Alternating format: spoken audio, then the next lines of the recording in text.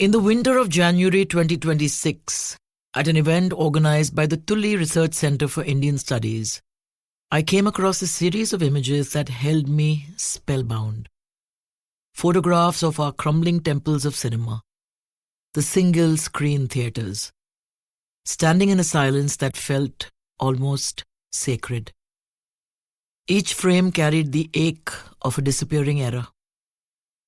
During the long shadow of COVID, one man went on what can only be called a pilgrimage across the country, documenting these fading halls where generations once gathered to dream together in the dark. That man is Hemant Chaturvedi. Long before this journey, Hemant had already carved a formidable place in Indian cinema as a cinematographer, shaping the visual worlds of films like Company and Maqbool. But today, his lens is turned towards something even more fragile: memory, heritage, and the vanishing spaces where cinema once lived. So welcome to the Pooja Bhatt Show, Hemant. Thank you, Pooja. Thank you. Honor to be here.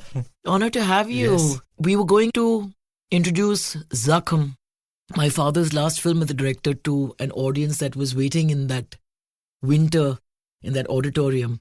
And Neville said, come on, we have to walk across to this exhibition of Hemant's. And when I came there, nostalgia hit me so hard. I've had the privilege of seeing some of my big hits like Sadak and Dil Hai Ke Manta Nahi in far-flung theatres like that and experience what it is to sit in those halls and enjoy cinema for what it should be, which is a collective experience. I was also filled with so much of sadness because there's a generation today who's never going to experience or taste that.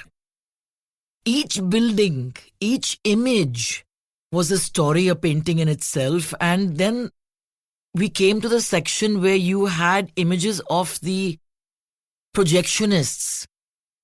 And the stories that you told us were just fascinating. So I just want to step back and I want you to take us on this journey.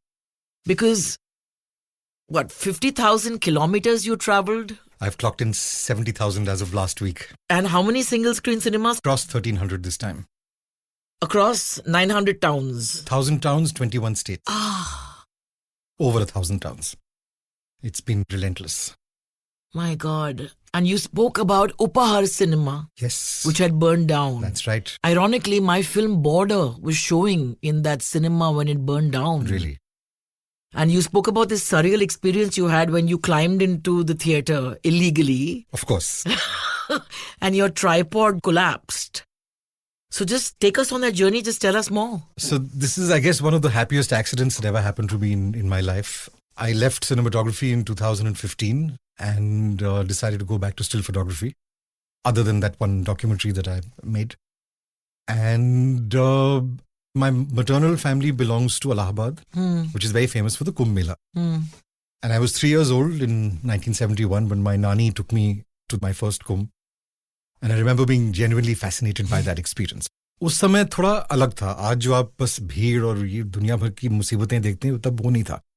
It was actually a mela, so you'd have the saperas, the contortionists, you'd have acrobats, and, bhalu wale, vagara vagara, plus the spiritual journey that people used to make there.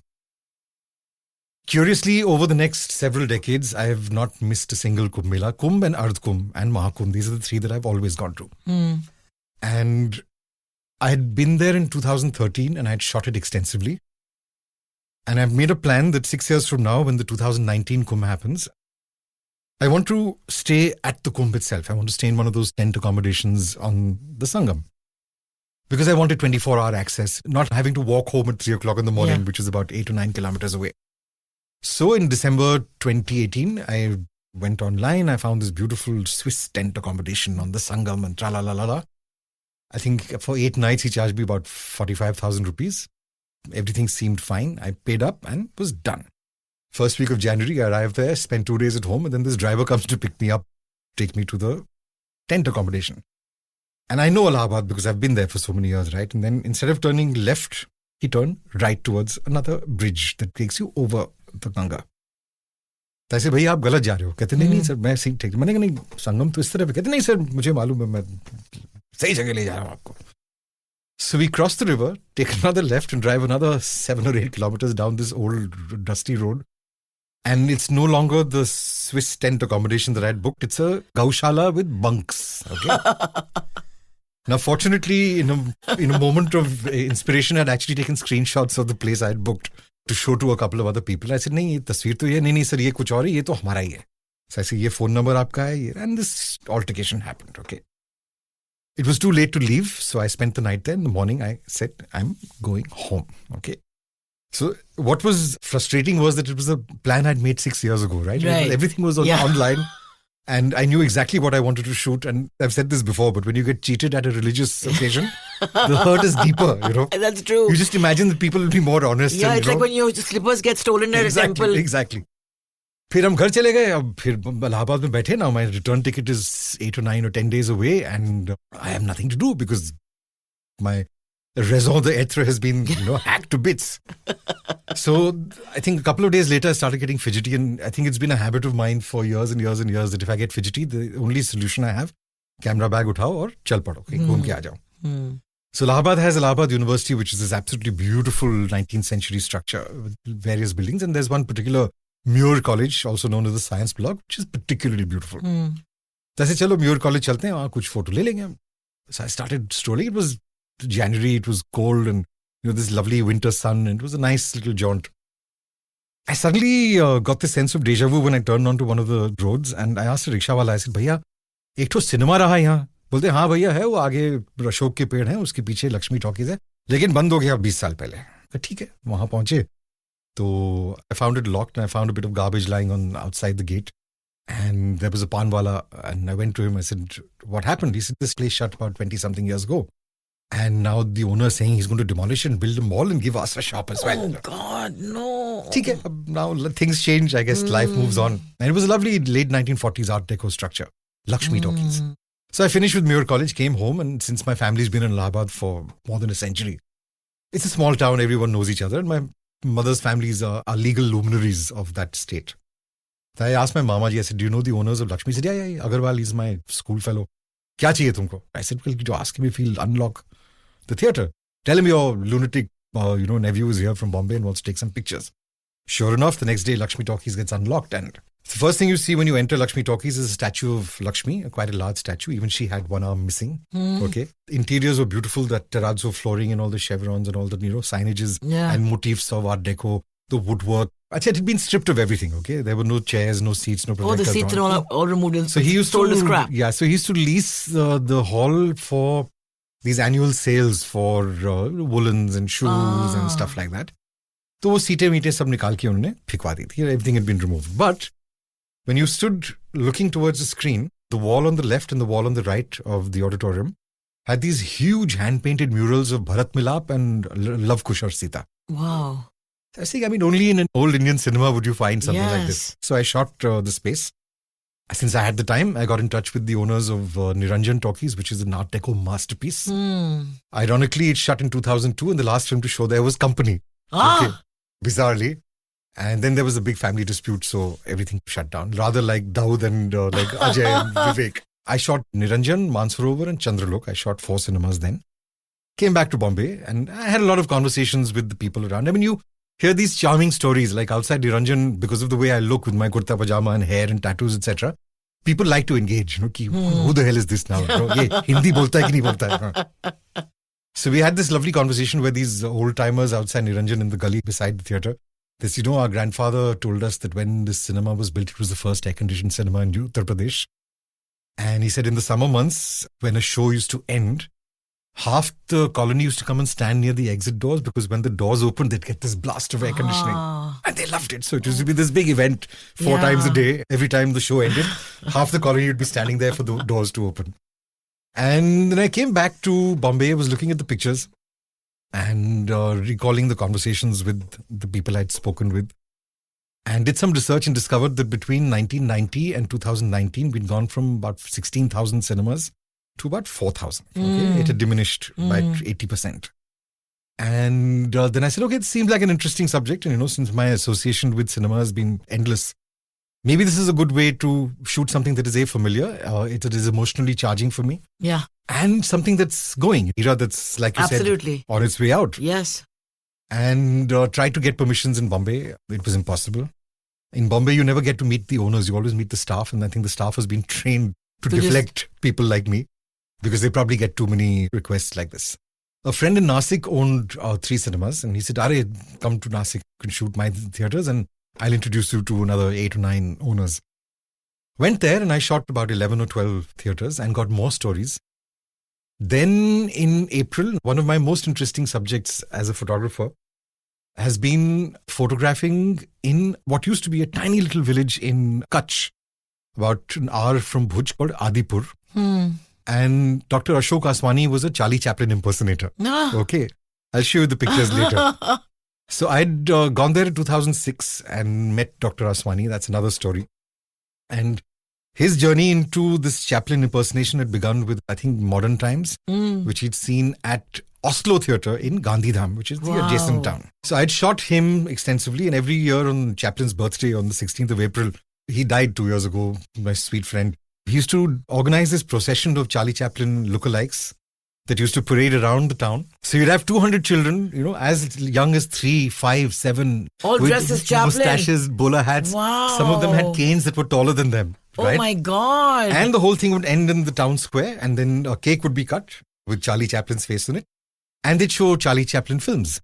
Right. Fascinating. But the sweetest thing, I'll go back to the cinemas thing in a moment because Dr. Saab is just really interesting.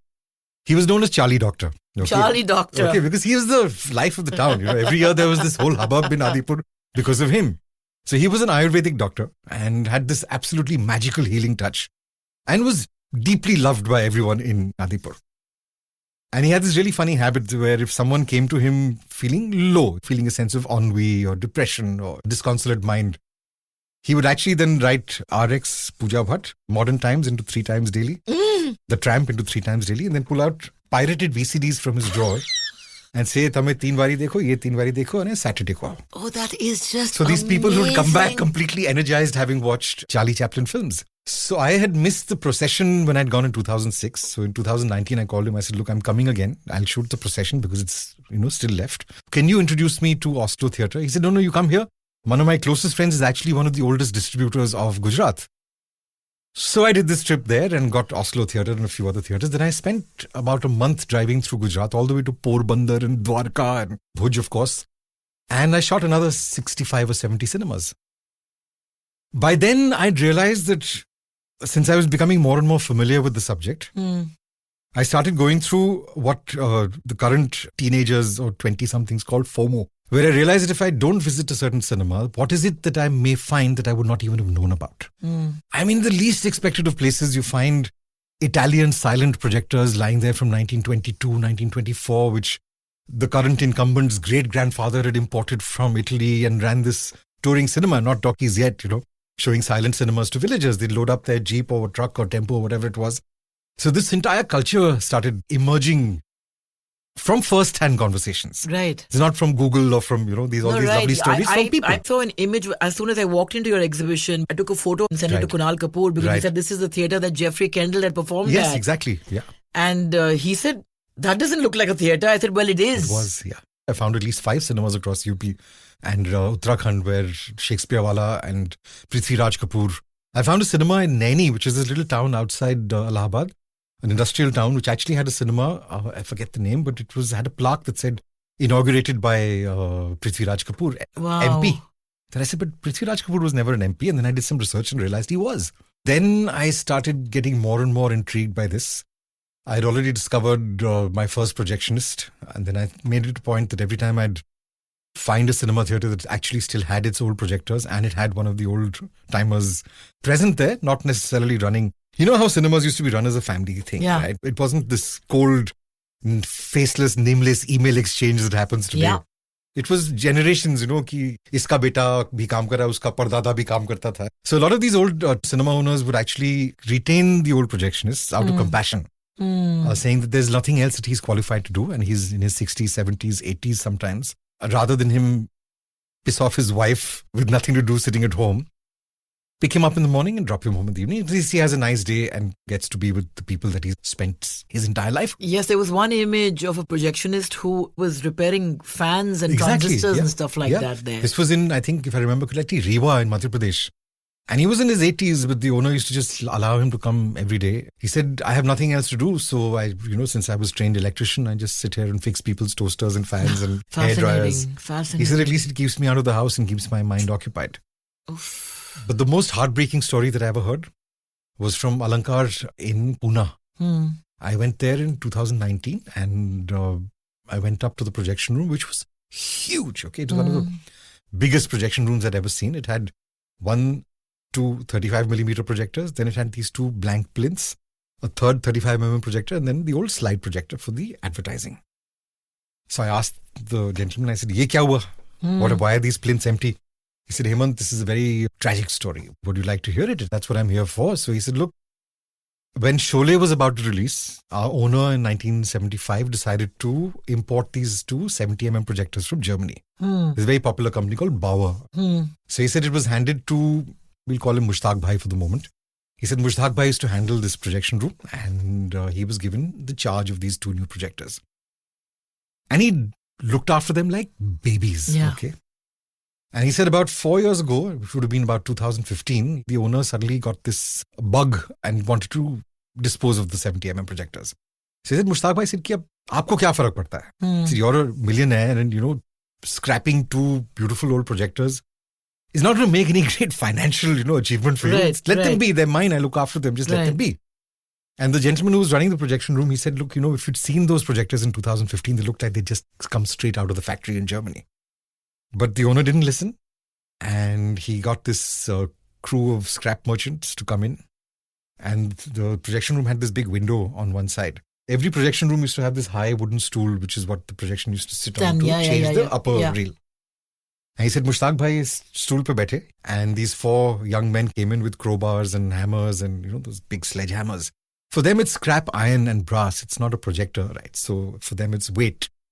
So he said, in front of him, they have hammered and smashed these things and uprooted it from the plinth 40 years after it was installed. Oof. And he said, Mushtaq Bhai sitting there and weeping. And everything was thrown out of that window. Instead of carrying everything down 3 flights of stairs, they just slung everything out onto the yard at the back and they put it on a tempo and taken it. So he said, when the last nut was thrown out of that window, Mushtaq Bhai has got down from his stool, put on his slippers, gone down to the owner's office, kicked open his door, spat on his desk, and said, you've sold my children today and I'll never forgive you for it.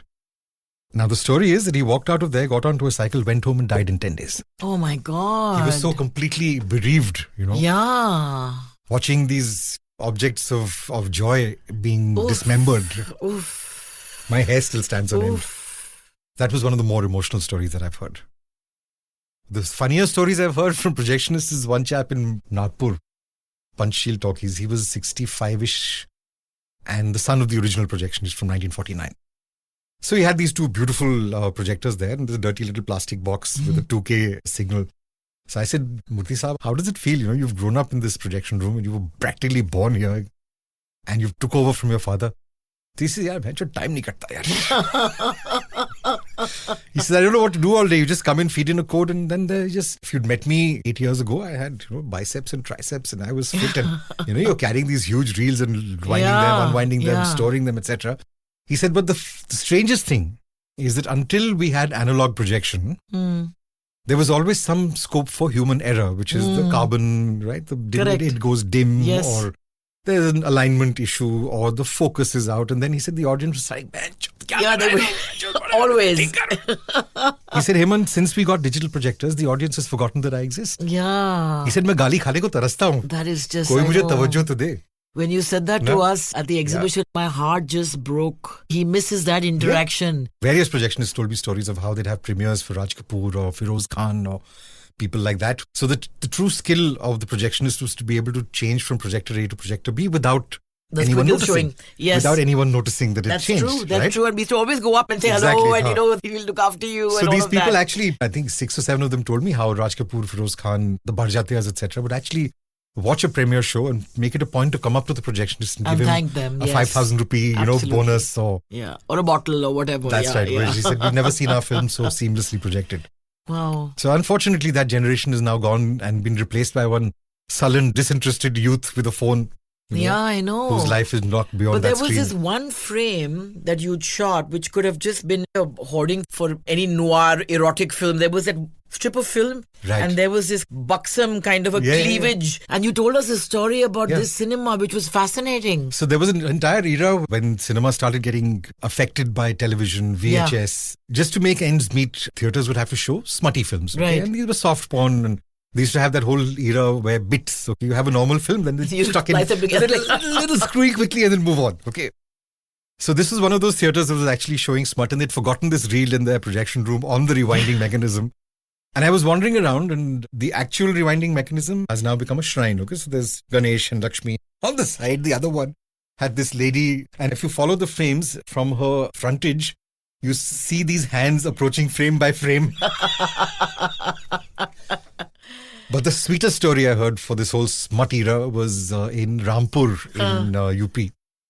I met a family there who owned 3 cinemas. 2 had been shut, they were very old. And the third had been converted into a 2-screen cinema. They were forward-thinking people, and they decided, okay, if you can't beat them, join them. So we were sitting now, there was this big theatre on one side, there was this huge plot of land, and there was this circular little garden with a little chajja covered seating area. And he and I were sitting there and chatting, and I said, so did you also get affected by that era of VHS and television? He said, yeah, of course. He said, I have a story for you.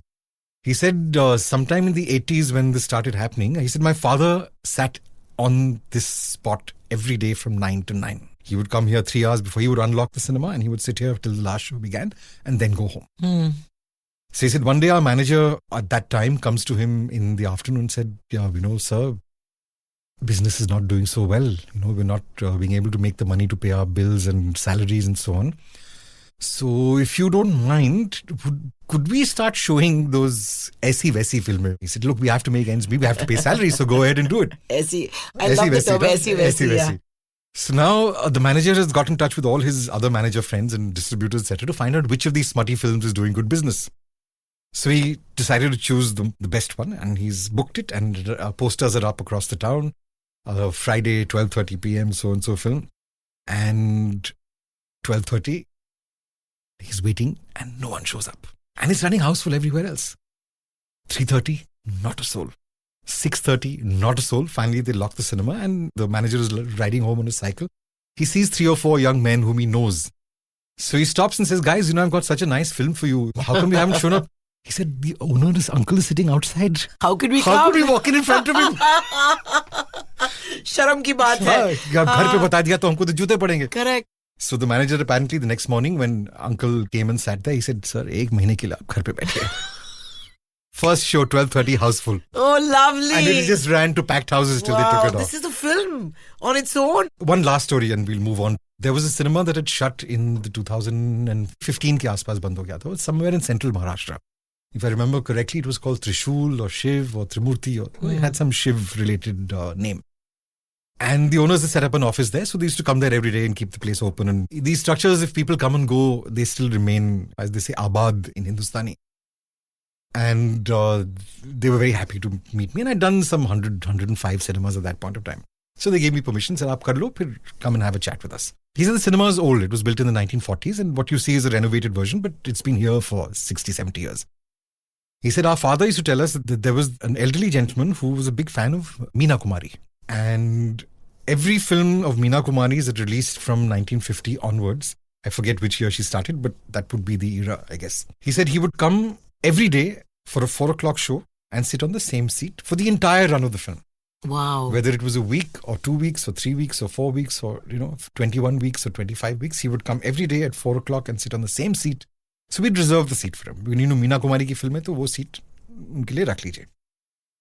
This carried on for 25 or 30 years. My God. And he said that one of the last Meena Kumari films released, we'd kept that seat for him. And 4 o'clock, he didn't show up. And we waited for the next day. He didn't show up. So we sent someone from the cinema to his home to say, sir, we haven't seen you. Your seat is... He died. From that day, which was in the 70s, I think, till the cinema shut, they never sold that ticket for any film ever again. Oh, my God. That B14 was just reserved as... Oof. this is out of just- nostalgia for one of their favorite old Oh, clients. beautiful. Oh, again, this is a film. Yeah. Magical. So that's what I've been Magical. doing. I've been wandering around the country like a headless chicken. And it's a solo show. I'm the driver, the cleaner, the researcher, the photographer, the Google Maps specialist, the liaison guy, the production guy. And yeah, I do everything myself. That's amazing. I remember when my father quit films. Right. Everybody said, why are you giving it up right now? I remember him saying something that stayed with me. He said that quitting films is not stepping out of life. In fact, it's stepping into life. So that's what you've done in more ways than one, because with your last big film, Brothers, you just said, that's it, I'm done. I fantasized about doing that so often in my life, Hemant, because I went through a phase where I was just so disillusioned. I loved the work, but I just hated that process of getting to be in front of the camera. I never had the audacity to just go, but then you had your camera, you could pick it up and go. I didn't have a skill set in that sense. By saying no to shooting film, you've preserved something that generations are going to value. I don't even think they understand No. what this is. And Pooja, this is one of 200 projects. This is not the only thing I've done in the last 10, 11 years. I was exposed to this in Delhi. It just remained with me. And then, of course, I saw your film that you did, Right. where you had 14 of our greatest cinematographers and you spoke with them, and that I could watch for hours. And the moment when you gave Mr. Peter Pereira the magazine and the body to touch, and how he just said, he said, the motor should have been here. Oh. My heart was in my mouth when I started that God. sequence, saying, what if he doesn't? It's been, I don't know how many saw Mitchell last or touched Mitchell last, but motor memory, something that you've been with for so many years. I guess it just sparked off that tactile memory, and Yeah. I think it's a Mitchell camera. Yeah. I met Nadeem when I started my career as an actor, and he came in there to wish Dad, and he said, look, Pooja, I just want to tell you that this camera can either be the most intimidating, isolating thing for you, or it can be your lover. Yeah. Embrace it, make it your lover. And somehow the penny dropped. Listening to him and to all of them, Jahangir Chaudhary, Bidri Saab, these were the giants whose shoulders this industry has really stood on. And it could have been a series. Yeah. And I'm just amazed that it hasn't been shown more. I mean, everybody who wants to study cinema or wants to have anything to do with it should be sitting down and listening to these men talk. One of the people who worked on the film, Dhablika Singh, she worked with me 4 years before I moved on. So she and another old friend of mine, Kunal, were handling the camera and data and stuff. While we were shooting this in December 2015 and early January 2016. And at that point, Dhablika was trying to get admissions in some European film schools. And all the rejection letters had started coming in. But she was with me, she was out and we were speaking to all these amazing people and having this wonderful 2-week filming experience. And then it ended, okay? Then I got her a show to do and then her career has done really well. However, in 2022, when the film was finally done, I didn't work on the film quite a number of years, simply because every time I'd sit down to watch the rushes, I just started remembering my own career and, it became uncomfortable for me emotionally to deal with other people's lives without having yet fully dealt with my own. Even though the purpose of making that film was to be able to deal with my career. So anyway, 2022, we had this wonderful screening at Yash Raj organized by the Cinematographers Combines. There's one little organization. Yeah. So everyone was there. It was this huge, big thing. And then my core crew was there. My editor, my colorist, and Dhablika and Kunal, and my sound engineer and a couple of others. And just the core group went out for dinner afterwards. So at some point, I see Dhablika get up from her end of the table and with tears coming towards me. I said, oh no, now what have I done? Okay. She says, sir, watching the film today reminded me that in the days that we were shooting the film was when I was trying to get into these fancy film schools in Europe. And in retrospect, for those 14 days, listening to these people must have been the finest film schools that I ever went to. Absolutely. And she says, today I realize after watching the film in the manner that you've put it together, that I have quietly and subliminally followed everything that they said about integrity, commitment, self-knowledge, etc., etc. And with having you as my guru. And I said, yeah, well, that's an interesting observation. Yeah, because it teaches you what film schools don't teach you. Absolutely. I mean, we've had so many people come to us and say, we've been to Whistling Woods or we've been here, there, and we grown and we said, oh God, that means we have to do a lot of unlearning here now and start from scratch, because the reality of a film set, they can't teach you that sitting in a classroom. But I got so nostalgic when I saw Praveen Bhatt, because I've had the privilege of him shooting me, and like he said, and endlessly, I'm sure. I'm so lucky. But he never said no to a shot. Yeah, and he says that in the film also. Never say no to your director. Yeah. Involve him in a debate, but never say no. I remember my father describing this at that time. We used to get the Filmfare magazine and they started giving you something along with it. So you bought the magazine and you got this free something. My father explained to somebody, he said, Praveen Bhatt is like that magazine where you buy the magazine, but then you're getting something with it. He brings something more. Right. He did more than 120 films from black and white to digital. And I loved him sitting in his t-shirt and trust Bikram to come in with his old thoughts and say, why are you wearing that? And put him into that shirt which he looked very awkward in. And he didn't say no to his director. That's true. The most heartbreaking part is when you talk about the fade out. And the reality that all of us have to come face to face with at some point is that, the doors that are open to you, where the red carpet is laid out for you, one day it's just shut. One day just shuts. Like Barunda says, right? Who shut that door? When did it shut? It was heart-wrenching for me. Anymore, It's funny how the relationship suddenly just ends. I saw it happen myself. So I think one of the most sensible things I did was to move out when I did. Yeah, so otherwise, you have done... It was getting more and more difficult, Celebrated films, worked with the who's who, and then one day decided that this is it. So what was it that just made you pull the plug? I believe in the words of the venerable Mr. Anil Mehta, the cinematographer. Yeah. He said, Hemant, you regard it as the enfant terrible of Bollywood. So I think I've kind of assessed this over the years, and I realized that the Bombay film industry and many professions, I will talk only about the Bombay film industry because that is the one I was part of. Yes. But I think it's a universal occurrence or, modus operandi is that they thrive on people who are insecure. Okay. The more insecure you are, the more you can be pulverized and the more work you will get because you're willing to accept a lot more. That's or to true. Compromise a lot more. Yeah. Now you have someone like me who, what was that lovely old line? Ki main istifa jeb mein leke ghumta hu. Yeah. So I've always been like that. Even as a kid I was like that. So you fuck with me, I'm gone. Okay. Right. I'm not going to take shit from anyone. Right.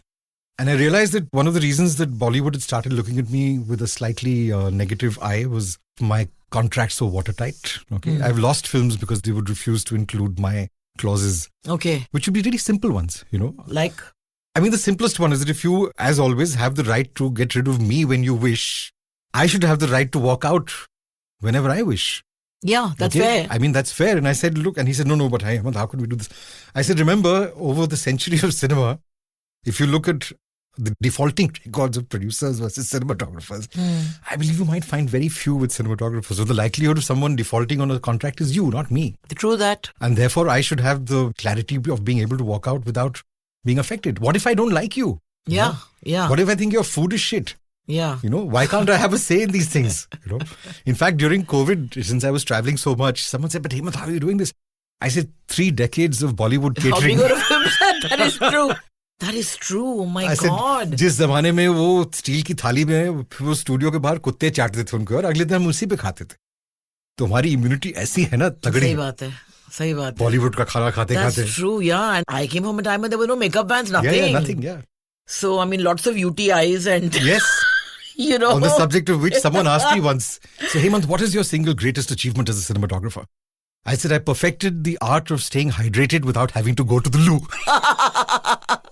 So that is... Which that is like a major concern, So that was, my single most dynamic achievement as a cinematographer. I must say, I have great reverence for you for doing that because, like I said, there was a phase in my head and heart where I was completely dissatisfied. But then I discovered filmmaking and I enjoyed building from scratch. Right. But I thought very often of riding into the sunset and you did that. And you said something that really stayed with me. You were talking about addressing a room full of young people.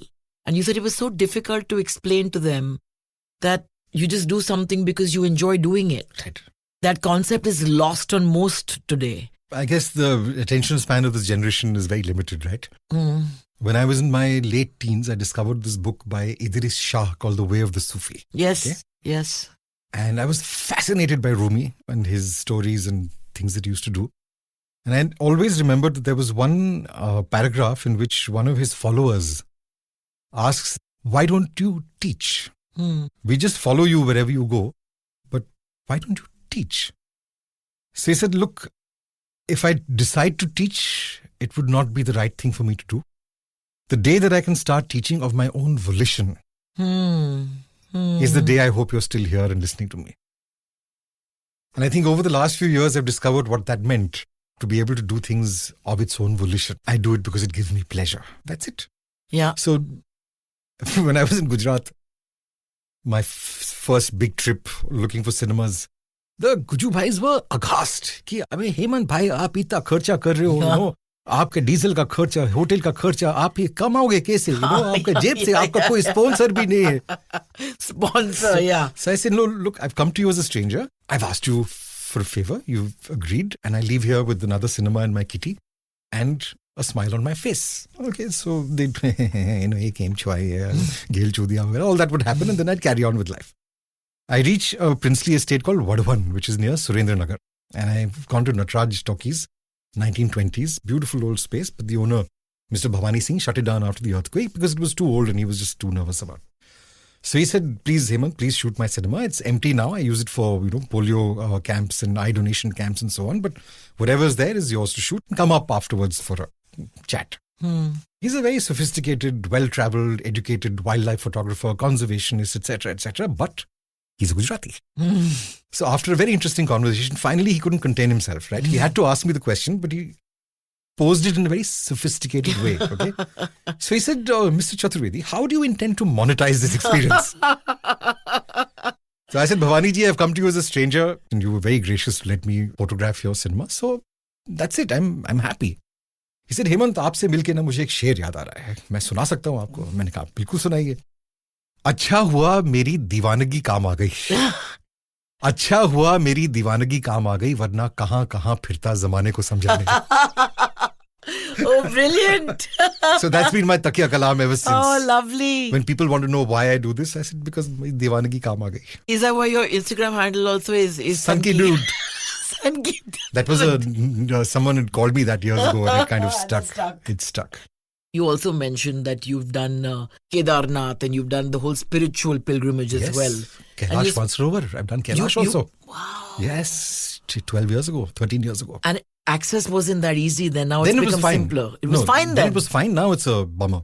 Oh. Because the Chinese have got their guns poked up your, you know what. So how did you go? So I went to Nepal. I had already booked a tour. Right. You can't travel as an individual, which I find You have to go in a group, yeah. Yes, so yeah. So that was for you was stifling. It's just that I'm a loner, right? So I would have rather done this alone. Right. But ठीक है, जो माध्यम है उसी में जाएंगे.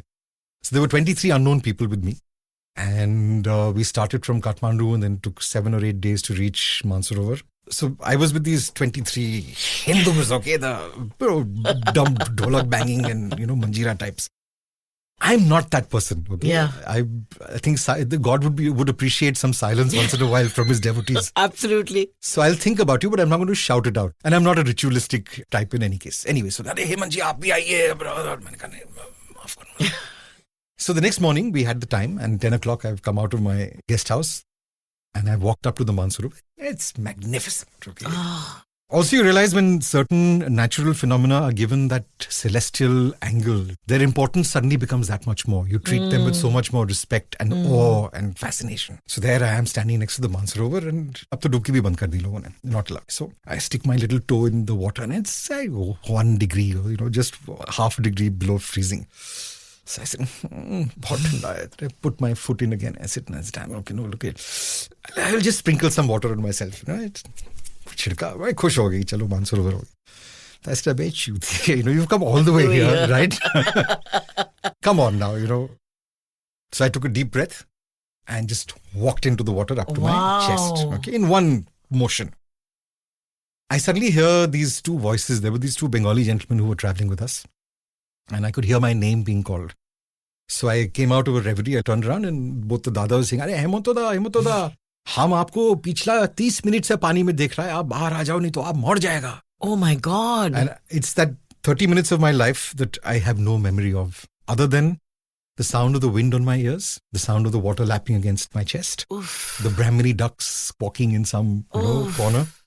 And that was it. The water's so clear that you can see all the way down to your toes. The air is crystal clear. I get there's so much oxygen, I must have gone into some, oxygen-related trance. Absolutely. And it was one of the most important moments of my life. That's when this whole desire to do something more important. I was also reading a book at that point in time by Swami Pranavananda. Okay, I found this book in a Kathmandu bookshop called Kailash Mansarovar. He was a cartographer, biologist, insectologist, archaeologist, meteorologist, yogi, etc. He was one of those genius yogis of that era. And the book was it was like the Lonely Planet Guide to the Kailash Yatra in 1940. Okay. It had these fun things that if you go to so-and-so village, then so-and-so Sethji will be encouraging and give you food and shelter. When you pitch tent in such and such place, please carry a gun with blanks. So just fire them before you go to sleep so that the bandits won't attack you thinking you're armed. Okay? Little nuggets like this. He talks about this year that he spent living on the banks of the Mansarovar. Okay? And he said it was sometime in spring. It was in March. Over the last 6 months, the lake has been frozen over. Okay, it's just one solid block of ice. And he said when you walk on the ice, you'll see a duck frozen or, something like that. He said it's very macabre and very fascinating, but that's the cycle of life which you experience.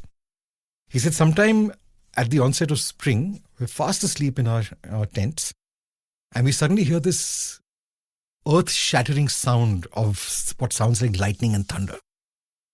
And we've come running out of our tents thinking that this is the end of the world, and we realize it's just the ice cracking as the temperature changes. Oh my God, yeah. So he said that if you put an ice cube in a glass, you can hear those cracks. Yes. Imagine a 5-kilometer crack across a lake. So that is the thing I hope to experience in life. I would be happy to spend 1 year living by the banks of the Mansarovar. Yeah. Very happy. I need a solar charger, and that's it. That is one trip that I have to at some point in my life take. But they say que bulawa aata hai, I spent 20 years trying to do that trip. And then something Bollywood dramatic happened in my life that pissed me off a lot. And I said, okay, I need to do something epic, to go beyond this. So I quickly checked. Saturday I booked, Monday I was gone, and Saturday I was on the yatra. So I didn't do the second and third day of the parikrama. When I reached Kailash and it's right there in front of me, I realized that within a half an hour of starting the parikrama on the second day, you lose sight of the mountain. And you will not see it until you come all the way back to the base camp. That somehow was unacceptable to me. So I spoke to the Sherpa. I said, look, if I don't want to do the parikrama, not because I'm scared, I just want to do something else. I want to actually go up and touch. It's called the Shashtang Pranam, when you actually go and touch the... They said, look, you can't do it alone. And it looks really close, but it's going to take you more than half a day to even get to the top. So I'll give you one of our extra Sherpas. Aap unko leke ja, and he'll take you back to the base camp also. Okay. Pooja, the only time in my life that I've been in a situation where I have pulled out my camera with glee and put it away with the feeling that this is an experience that will be indelibly etched in my heart and my soul. Yes, absolutely. And if you want to see it, you have to come here and see it yourself. Yes. I'm not taking a picture of it, not even for myself. Right. You cross this little hump and the mountain is in front of you. It's just snow everywhere. And it was just magnificent. I had taken my iPod and I'd cued the Shiv Tandav's throat, but wo thand mein uski battery bhi khatam ho gayi thi. So, eventually you needed nothing. It was just a moment where you took a deep breath and enjoyed this effort. Wow. Someday. And where were you going when you mentioned that you met this lady? That was Amarnath. The one with the one leg? Yes. It had rained at Panchatarni the night before, so it was a mess. Okay. And she was struggling, with her crutches and walking with her bag and everything. So I just went up to her. I said, Didi, if you don't mind, can I just, I'll pay for the pony. It'll take you back to Pahalgam. Now, she does Pahalgam, Pahalgam instead of Pahalgam, Kedarnath, Baltal. Okay? So she does the whole thing back and forth, which should take a healthy person about 5 days to do. And she does it in 30 plus. My God. Okay? And she said, no, I come here every year and I've been doing this for decades. And what will Shiva think of me if I accept a gift of a pony and not make this journey on my own effort? She said, thank you very much, but I'll walk back. And she walked back. Amazing. So there was this talk that I had to do once. There's this very interesting group of ladies called the Indus Women's Group in South Bombay. And a member of theirs is an old college friend of mine. So she one day said, no, Hemant, you have to come and speak to the ladies. Come and talk to them about your cinemas project. I said, look, I'm not sure that women between the ages of 20 and 90 are going to be interested in my journeys with cinema, but I'll figure something out. So I started with the Cinemas project. And then I said, look, a lot of people ask me how I find the energy to be able to do this journey on my own. So I said, I'm going to show you a few photographs of people I have encountered over the years who are largely ascetics, nuns, priests, etc. Looking at whom and understanding that they have nothing except for the faith that guides them. Yeah. Who am I to even question them or challenge myself enough to be able to achieve that? So I showed them all these pictures of this lady in question, a few other, sadhus, etc. And the fact that I remember talking about how on the Kailash Yatra you have these foreigners with their hydration packs and ice picks and their wicking jackets and they've got the snowproof goggles and they've got all that stuff hanging around and they're strutting down, and then this old man in old leather shoes, a local villager will just trudge past, and he's doing it every day. It's amazing. Another thing you said that remained with me, you said Asli Baba jo hota hai na, wo akele chalta hai. Yeah. He doesn't have a melee of people surrounding him. The guy with gold hanging from his willy is not the right Baba. Yeah, absolutely. It's a guy who comes and goes alone with his one blanket and one kamandal. That's the guy to go and talk to. Wow. I asked one of them once. I was young and impressionable, 18 or 19 or something. And I asked one of the Babas, sharing a chillam at that point of time. I asked him, I said, if you want to explain your life to me, how would you explain it to me? As I see it, you just go from place to place, you wander around. If you were to explain it to me in one line, how would you do it? He said, beta, ya to main kuch seekh leta hu, ya kuch sikha deta hu. Oh, that's just... He just summed it up in the simplest of ways. Wow. So that was one of my first learnings.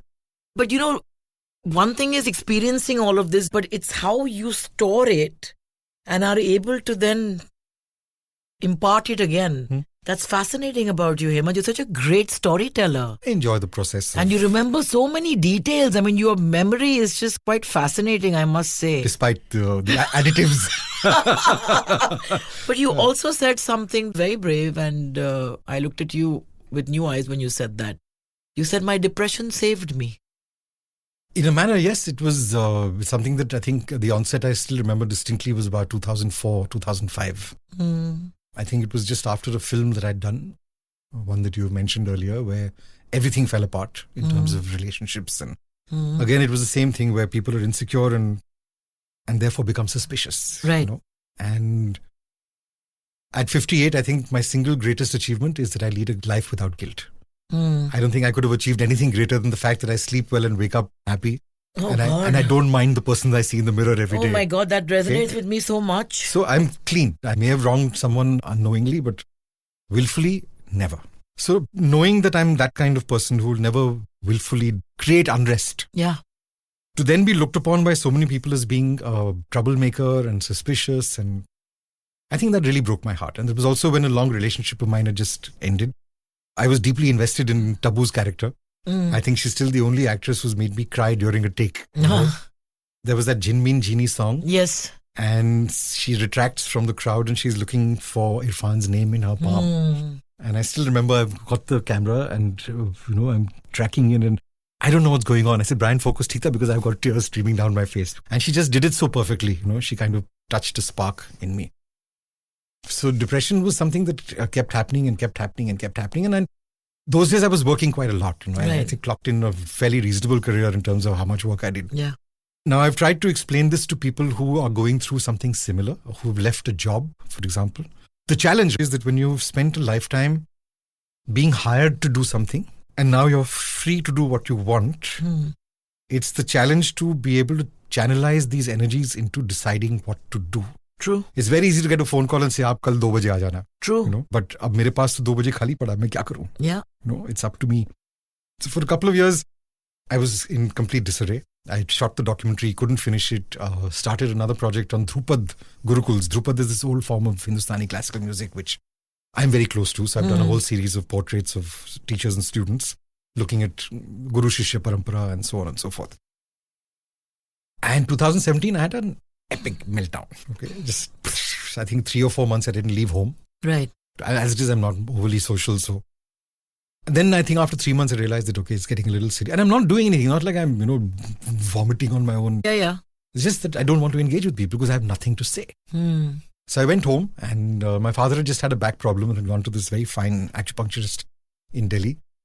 So I said, I'm not going to a happy pill person. I don't respect them. I don't trust them. And I've had this problem with gurus, by the way, which is another interesting discussion. I'd rather do something more organic, which makes me introspect and reflect on what is going on, rather than be told what's happening to me. Okay? Yeah, I know. I hear you. Right? Yeah. So I decided to go in for acupuncture, where they did an assessment of my bodily functions and so on and so forth. Found a few aberrations. Lay me down on this bed for 6 weeks with 40, 50 needles stuck all over. And the lady who was doing these sessions with me, Mitali, every day, so Hemant, how are you feeling today?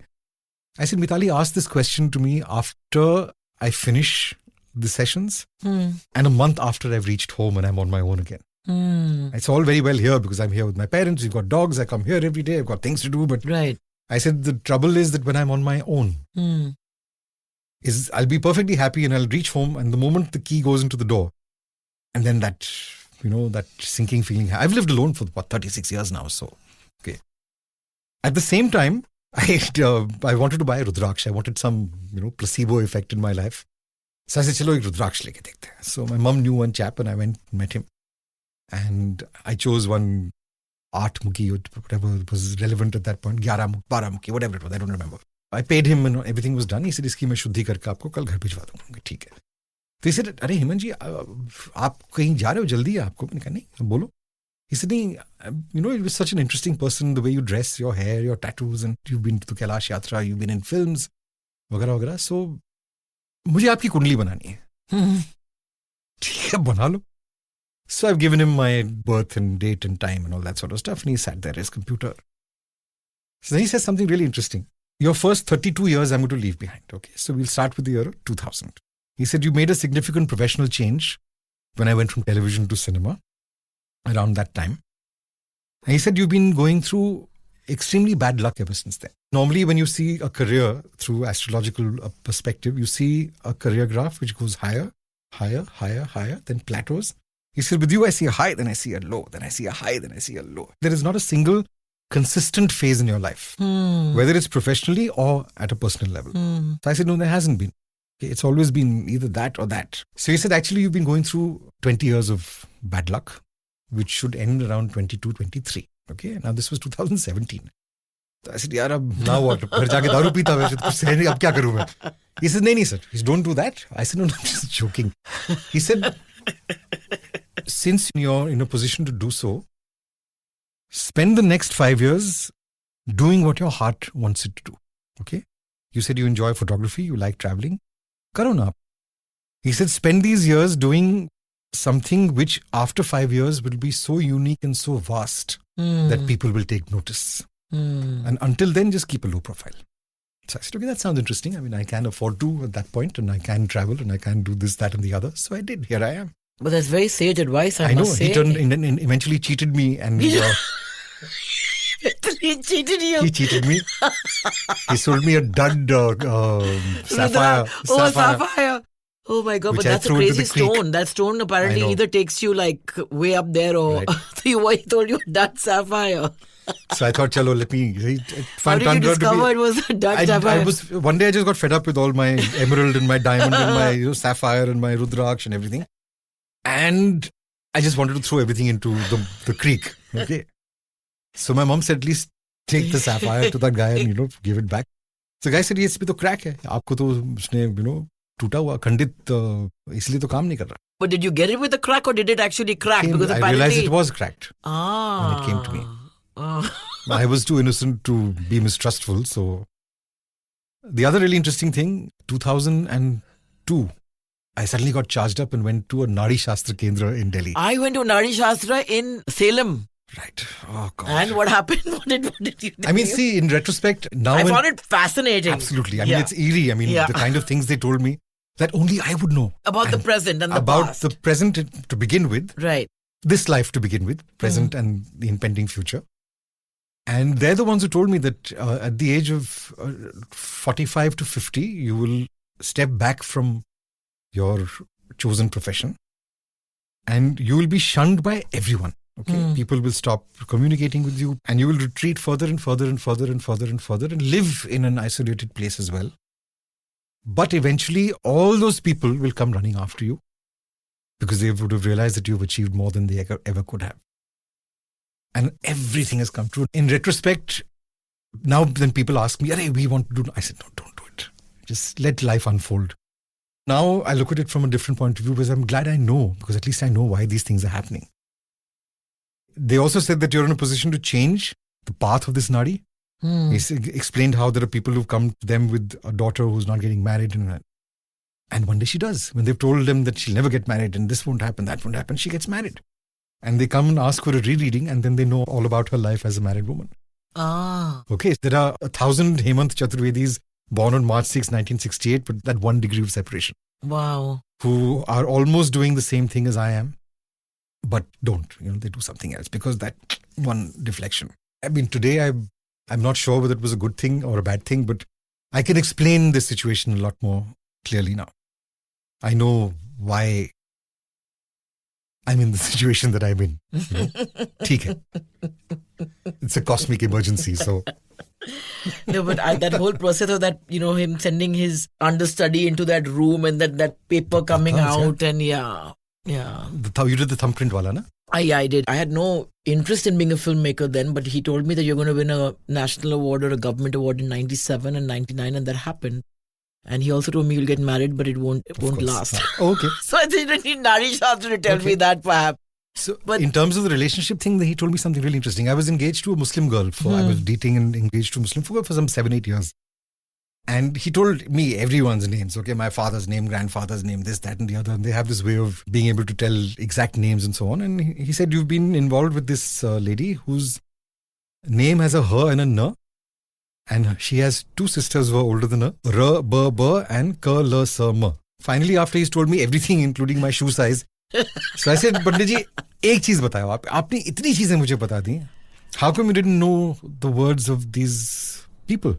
The actual names. He said, well, Nari Shastra predates Islam and Persian and Urdu by centuries. So we know the phonetics, but the word doesn't exist in our vocabulary. I said, how interesting. Fascinating. It was that precise. I think I need to go back to one again now. I went back 3 years ago to the same people. They cheated me again. So my he took my money and they never answered the phone again. So my relationship with the cults is kind of suspect. Think about it. You got cheated at the Kumbh, and from your Swiss chalet, you were given some of Gaushala. You were given Gaushala, and that started something else. When I was in school, going back to the origin of my distaste and the mistrust of cults. This is 1980. I was in school in Delhi, and one morning we've all arrived for assembly, and there's this whole posse of white guys. And it turns out they're from Maharishi Mahesh Yogi's Transcendental Meditation Ashram organization. And they've decided to spread TM amongst the Indian students, and we have to be given our individual mantras. We're going to give you a mantra that is exclusively for yourself, and you can't share it with anyone else. It's it'll be detrimental to your sociological being if you share. All that bullshit happened, okay? I'm not doing this. Okay, so the idea was that 10 minutes in the morning after assembly, everyone would sit in class and we sit there with your mantra in your mind, and I'm sure it's a good thing. And for those whom it works, more power to them. It doesn't work for me. So day 1, I threw a fit. I said, I'm not doing this. And teacher said, no, but everyone's doing it in the school. You have to do it. I said, I'm not doing it. I'll take it to the principal. I said, please take me to the principal. So I marched off to the principal's office, who, to his credit, Marshal Mishra, I salute you. He said, ma'am, we can't force anyone to doing this. And if he is uncomfortable doing it, then Hemant, you can sit in the basketball court for those 10 minutes every morning, and then you can join the class when it starts. Fine. Now, a lot of my class fellows realize that this is a bit bizarre, sitting there for 10 minutes with some mantra. So, 1-2 दिन के बाद 2 और मेरे साथ बाहर आ गए, फिर 5 आ गए बाहर, फिर ऐसी बात हुई. Turns out they'd given the same mantra to everyone. Oh. So he went and complained to the principal, and TM was thrown out. Oh my God. Wow, that's crazy. I'm a lone wolf inherently. I love meeting people on an individual level and hearing their stories. I just distrust the cult. And I think eventually Bollywood is a cult. It's a cult, yeah. Yeah. That's why I never figured it. So, from one misfit to another, thank you so much. My pleasure, ma'am. You want to hear that company story before Oh, I yes, go? tell me the company story before Because we it's end. very close to me. Yeah. So we're shooting company in Hong Kong. And as usual, we've carried all our camera equipment from Bombay.